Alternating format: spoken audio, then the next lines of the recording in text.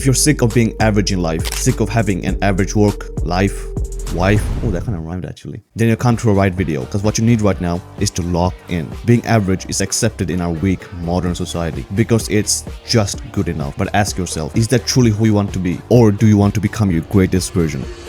You have made the right choice. There is nothing outside of yourself that can ever enable you to get better, stronger, richer, quicker, or smarter. Everything is within. Everything exists. Seek nothing outside of yourself.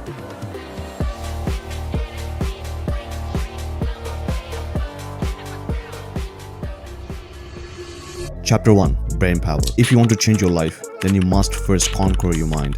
Unknown. This is probably the most important chapter in this entire video, because what you have to realize is that your brain controls everything. And just like how our bodies get tired, our brain also gets tired. And it's something that I like calling brain points or brain power. And the TLDR is basically every single day, considering that you had a good night's sleep, you have like a certain amount of brain power, right? For some people it's like 60, for some people it's like 100, for some people it's 200, and don't worry, I will explain how to increase it later on. And what you have to realize is everything saps your brain power. This is why, for example, 99% of the people watching this cannot do quality work at midnight, because all of your brain power has already been sapped throughout the day. And what happens when you run out of brain power? You get tired, you get lethargic, you basically just cannot do any work anymore. And the number one thing you need if you do want to become successful in life, a sharp and powerful brain that can be productive all day. So how do you increase your brain power? Well, it's the same shit that you've heard a million times by now. Get good sleep, exercise, have a healthy diet, have a healthy social life, stuff like that. But the thing is, you watching this, you probably already know about these things, right? And I hope that you are already practicing these things. But how about we stop trying to increase your brain power, because there's like only a certain amount that you can get to, right? And try to delete those things that sap our brain power throughout the day. For example, social media and video games. These two are like the biggest ones that sap your brain power. Like, bro, like what happens after you've just played like 2 hours of video games? Of course, you feel tired, right? Every single video game watching this, you can relate to this. Unless you're playing Tetris or some shit, you're most likely very, very tired after that gaming session, because you have to make like all the micro decisions of like, oh yeah, like what do I do? Where do I go? How do I heal? Stuff like that, you know? So everything that you think about in the video game saps your brain power. And the same thing goes with social media. You're literally seeing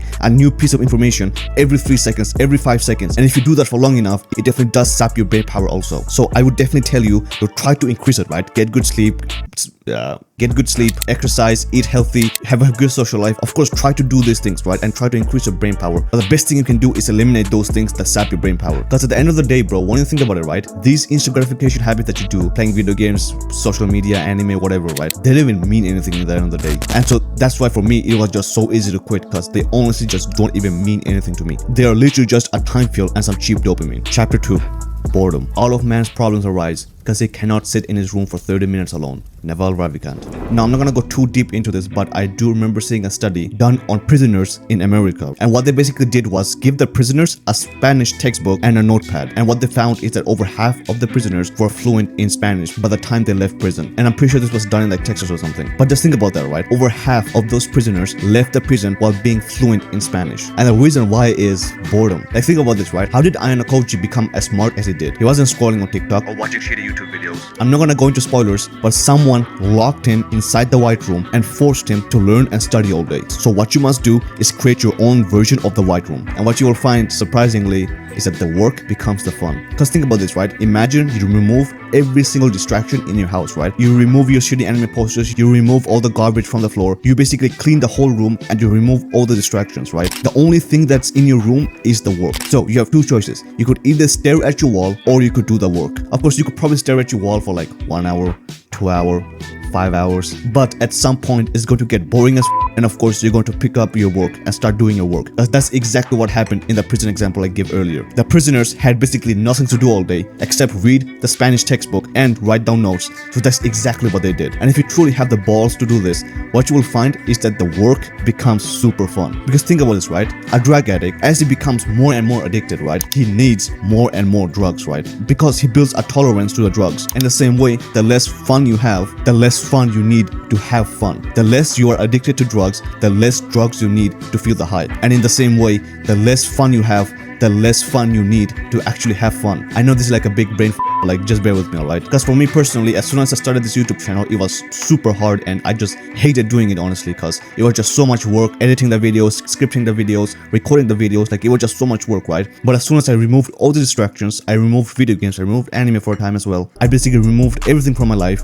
and the only thing I could do was YouTube. Guess what? I started doing YouTube, and I started doing it more and more, and now doing YouTube is like one of the most fun things I do in my day. I only got here because I bored myself enough to the point where YouTube was the only fun thing that I could do. And so for you, think, how can you create the white room for yourself? And I know this sounds like negative, but what you will find is, as soon as you start doing this, you're going to have more fun than ever, because your fun baseline drops all the way down. And if you are finding this video useful, then a like and a sub will be most appreciated. Chapter 3.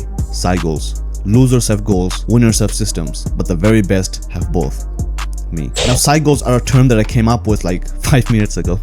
Side goals are something that I've been practicing for like the last few years, and it's something that has truly skyrocketed my progress in life. Because a goal is basically a destination, right? For example, you want to bench press 100 kilograms. Systems are the journey to the destination. So if you want to bench press 100 kilograms, the system would be bench press 3 times per week and adding 1 kilogram every single week. But what I've realized is that people barely use both goals and systems together. Most people just have the goal of like, oh yeah, losing 30 kilograms. Or most people just have the system of, oh yeah, like just going to a gym, you know. But trust me when I say that if you do want to make the most progress that you've made in your life, you have to combine these two. Pick a goal that you really want to achieve, and either one, if you're a fucking madman, then literally stick it up on your wall. Like I literally have my goals up on my wall right now. Or second, at least have your goals as your phone wallpaper or like as your PC wallpaper, so that you constantly reminded about your goals. And for your systems, I would probably tell you to put alarms on your phone, right? For example, at 1 p.m. you're going to go on a run, at 6 p.m. you're going to go to a gym, stuff like that, right? Like just put an alarm on your phone as like reminders. Because I'm not gonna lie, even I sometimes forget like what to do and like what habits to do and like the systems that I have to do. But as soon as I started putting up alarms on my phone of like, oh yeah, at this time I'm going to do this, so I'm literally just going to put an alarm, and the alarm basically just reminds me of like, oh yeah, like I have to do this, you know. So and like this, you're constantly reminded about your goals and your systems. You'll have a clear direction,